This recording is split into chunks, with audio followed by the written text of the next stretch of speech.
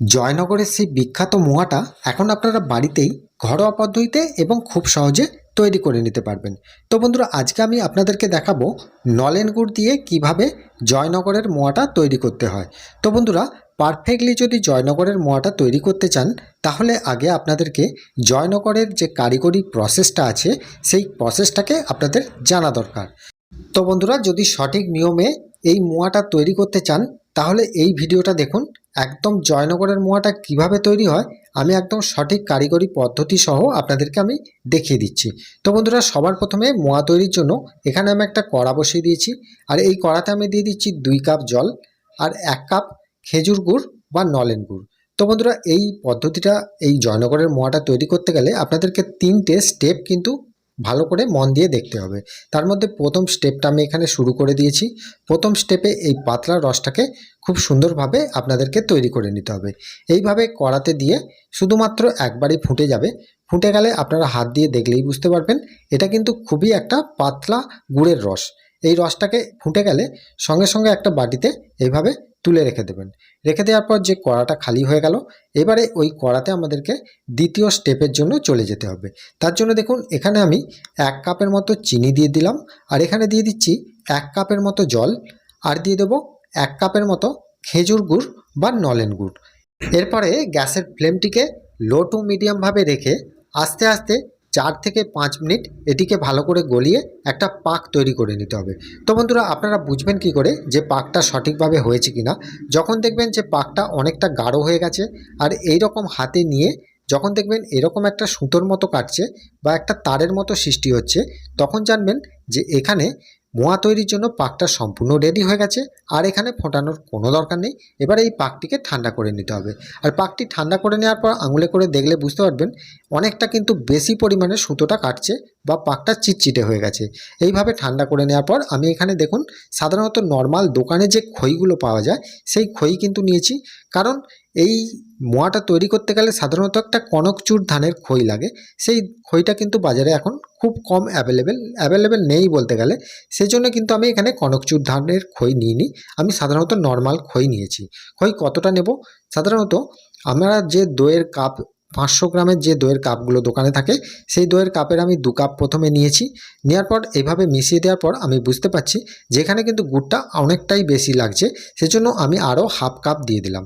সাধারণত এখানে 75 থেকে 80 গ্রাম খই আমার এখানে লেগেছে। এভাবে দিয়ে ভালো করে নেড়ে দিয়ে এইভাবে খুন্তি করে তুললেই বুঝতে পারবেন যে 80% এই খইয়ের গায়ে কিন্তু গুড়টা ধরে নিয়েছে, আর 20% কিন্তু সাদা সাদা আছে। তাহলে কিন্তু বুঝবেন যে এখানে পারফেক্টলি গুড়ের পাকটা কিন্তু, এখানে খইয়ের মাপটা কিন্তু সঠিক আছে। এরপরে এই খইয়ের মুড়কিগুলো ঠান্ডা হয়ে যাবার পর আমরা যে পাতলা রসটা তৈরি করে রেখেছি গুড়ের, সেই রসটা কিন্তু এখানে আমি প্রথমে 2 চাটুর মতো দিচ্ছি, লাগলে আমি পরে দেব। প্রথমে 2 চাটু দিয়ে আমি কিন্তু এটাকে ভালো করে মাখিয়ে নেব। এভাবে মাখিয়ে নিচ্ছি। মাখিয়ে নেওয়ার পর আপনারা বুঝতে পারবেন যে খইটাতে আর কতটা পরিমাণ রস লাগতে পারে। এইভাবে মাখিয়ে নিচ্ছি। মাখিয়ে নিতে নিতে আমি বুঝতে পারছি যে খইটা কিন্তু এই রসটা টেনে নিচ্ছে। তার জন্য আমাকে আরও 1 চাটু এখানে রসটা অ্যাড করতে হবে। আমি মোট 3 চাটু রস দিলাম। দিয়া এইভাবে ভালো করে আমি নেড়ে দিলাম। নেড়ে দেওয়ার পর আমি বুঝতে পারলাম যেখানে রসটা আর দেবার দরকার নেই। এইভাবে ঢাকা দিয়ে এটিকে সাধারণত 6 থেকে 8 ঘন্টা রেখে দিতে হবে, কারণ খইগুলো সম্পূর্ণ না ভিজলে এই মোয়াটা কিন্তু তৈরি করতে পারবেন না। তো বন্ধুরা দেখুন, 6 থেকে 8 ঘন্টা পর আমি কিন্তু এর মোয়ার ঢাকাটা আমি খুলব। খোলার পর এর যে দেখতে হবে যে প্রসেসটা আছে সেটা ভালো করে দেখুন। এটা কিন্তু 3 নম্বর যে স্টেপটা আমি দেখাচ্ছি, এই স্টেপটা দেখুন ভালো করে। এটাকে হাতে করে নিয়ে দেখতে হবে আপনাদেরকে যে এই খইটা সম্পূর্ণ ভিজে গেছে কিনা। সেটা বোঝার জন্য এখান থেকে একটা দুটো খই যদি আপনারা হাতে করে তুলে নিয়ে দেখেন, এইভাবে ভেতর থেকে রসটা বেরিয়ে বেরিয়ে আসছে, আর এটা কিন্তু অনেকটাই আগের থেকে নরম নরম লাগছে। তখনই বুঝবেন যে খইটা কিন্তু পারফেক্টলি রসটা টেনে নিয়েছে, আর এখানে ঢাকা দিয়ে রাখার বা ওয়েটিংয়ে রাখার কোনো দরকার নেই।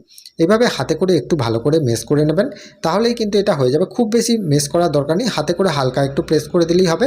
তারপরে দেখুন, এখানে আমি 100 গ্রামের মতো খোয়া ক্ষীর নিয়েছি। এই 100 গ্রাম খোয়া ক্ষীরটা আমি ভালো করে চেলে নিয়েছি। এইভাবে আমি 250 বাটি করে, দইয়ের বাটি করে আমি 1 কাপ হয়ে গেছে।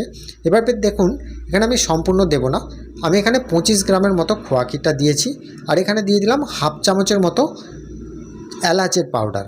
এটা কিন্তু এলাচের পাউডারটা দিতেই হবে, নাহলে কিন্তু টেস্ট আসবে না। তো বন্ধুরা এভাবে দিতে হবে।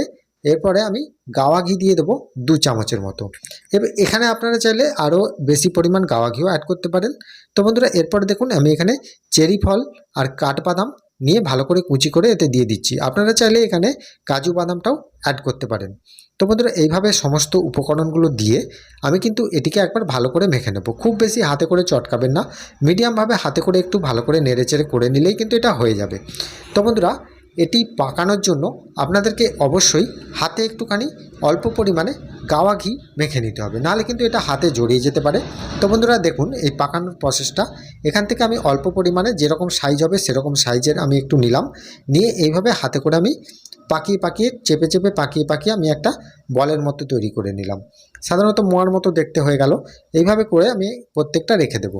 আরেকটা করে দেখিয়ে দিচ্ছি আমি, দেখুন এইভাবে হাতে করে কিন্তু ভালো করে প্রেস করতে হবে, নাহলে কিন্তু এগুলো খুলে যেতে পারে। এইভাবে প্রেস করে করে আপনাদেরকে একটা মোয়ার মতো তৈরি করে নিতে হবে, করে নিয়ে আপনাদেরকে রেখে দিতে হবে। তো বন্ধুরা এখানে আপনারা সাধারণত ছোট সাইজ বড় সাইজ যেরকম করতে পারেন সেরকমও করতে পারেন। তো বন্ধুরা এবারে মোয়ার যে গুরুত্বপূর্ণ লুকিংটা আসবে তার জন্য দেখুন এখানে আমি মোয়াগুলোকে একটা পাত্রে ভালো করে সাজিয়ে নিচ্ছি।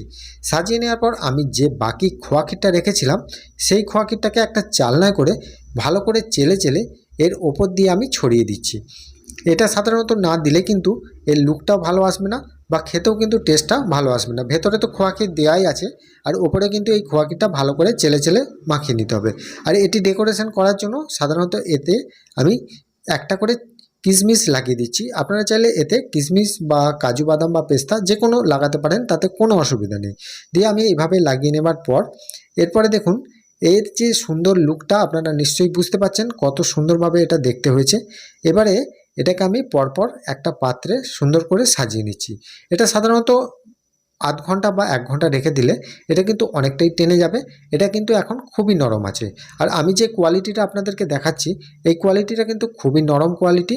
আর বাড়িতে যদি আপনারা 2 থেকে 5 দিন রেখে দেন এটা কিন্তু শক্ত হবে না। তো বন্ধুরা আমার মেয়ে কিন্তু আপনাদেরকে ভেঙে দেখাচ্ছে, দেখুন এই মোয়াটা যে কতটা সফট আছে সেটা আপনারা নিশ্চয়ই দেখে বুঝতে পারছেন। এটা কিন্তু হাত দিয়ে এইভাবে আঙুলে করে প্রেস করতেই ইজিলি কিন্তু এটা ভেঙে গেল, কোনো চাপ সৃষ্টি করতে হয়নি। সাধারণত দেখুন হাতে করে নিয়ে এইভাবে যখন প্রেস করছে তখনই কিন্তু এটা ইজিলি ভেঙে যাচ্ছে। তার মানে এই মোয়াটা কিন্তু একদম হাই কোয়ালিটির পারফেক্ট তৈরি হয়ে গেছে। এবারে দেখুন আমার মেয়ে কিন্তু এই মোয়াটা খেয়ে আপনাদেরকে বলে দিচ্ছে যে এই মোয়াটা কত সুন্দর টেস্ট হয়েছে।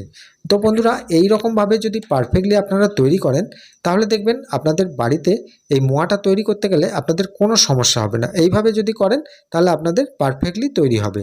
তো বন্ধুরা আজকের যে রেসিপিটা আপনাদেরকে দেখালাম এই রেসিপিটা কেমন হয়েছে সেটা আমাকে প্রত্যেকবারের মতো কমেন্টে জানাতে অবশ্যই ভুলবেন না। তাহলে ভালো থাকবেন, সুস্থ থাকবেন। দেখা হবে আবার অন্য কোনো মিষ্টি রেসিপি নিয়ে। নমস্কার।